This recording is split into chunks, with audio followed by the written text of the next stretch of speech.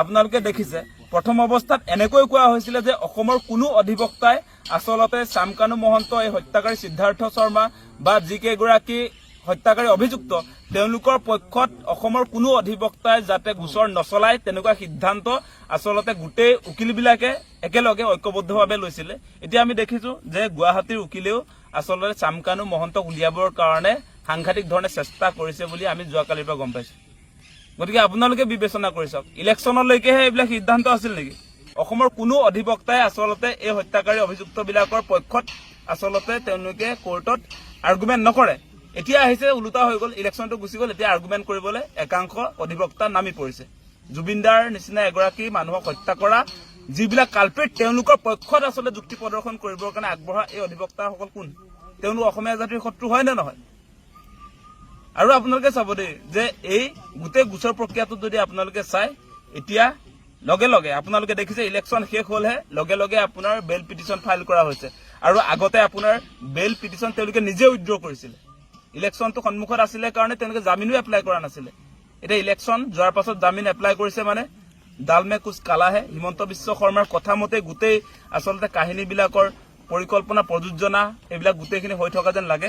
গতিকে অসমবাসীৰ ৰাইজক আহ্বান জনাম, আপোনালোকে গোটেই বিষয়টো ভালকে চাওক। এনেকৈ জুবিনদাক কোনেও আচলতে পাহৰি যোৱা উচিত নহয়।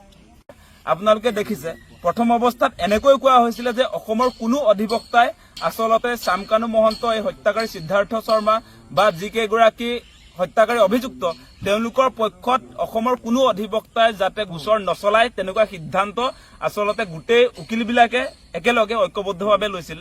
এতিয়া আমি দেখিছো যে গুৱাহাটীৰ উকিলেও আসলতে চামকানু মহন্তক উলিয়াবৰ কাৰণে সাংঘাতিক ধৰণে চেষ্টা কৰিছে বুলি আমি যোৱাকালিৰ পৰা গম পাইছো। গতিকে আপোনালোকে বিবেচনা কৰি চাওক, ইলেকশ্যনলৈকেহে এইবিলাক সিদ্ধান্ত আছিল নেকি? অসমৰ কোনো অধিবক্তাই আসলতে এই হত্যাকাৰী অভিযুক্তবিলাকৰ পক্ষত আসলতে তেওঁলোকে কোৰ্টত আৰ্গুমেণ্ট নকৰে। এতিয়া আহিছে ওলোটা হৈ গ'ল, ইলেকশ্যনটো গুচি গ'ল, এতিয়া আৰ্গুমেণ্ট কৰিবলৈ একাংশ অধিবক্তা নামি পৰিছে। জুবিনদাৰ নিচিনা এগৰাকী মানুহক হত্যা কৰা যিবিলাক কালপ্ৰিট তেওঁলোকৰ পক্ষত আচলতে যুক্তি প্ৰদৰ্শন কৰিবৰ কাৰণে আগবঢ়া এই অধিবক্তাসকল কোন? তেওঁলোক অসমীয়া জাতিৰ শত্ৰু হয় নে নহয়?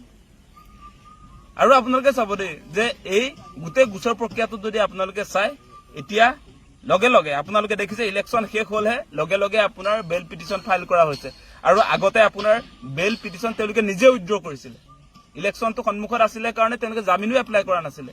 এতিয়া ইলেকশ্যন যোৱাৰ পাছত জামিন এপ্লাই কৰিছে মানে ডালমে কুছ কালাহে। হিমন্ত বিশ্ব শৰ্মাৰ কথা মতে গোটেই আচলতে কাহিনীবিলাকৰ পৰিকল্পনা প্ৰযোজনা এইবিলাক গোটেইখিনি হৈ থকা যেন লাগে।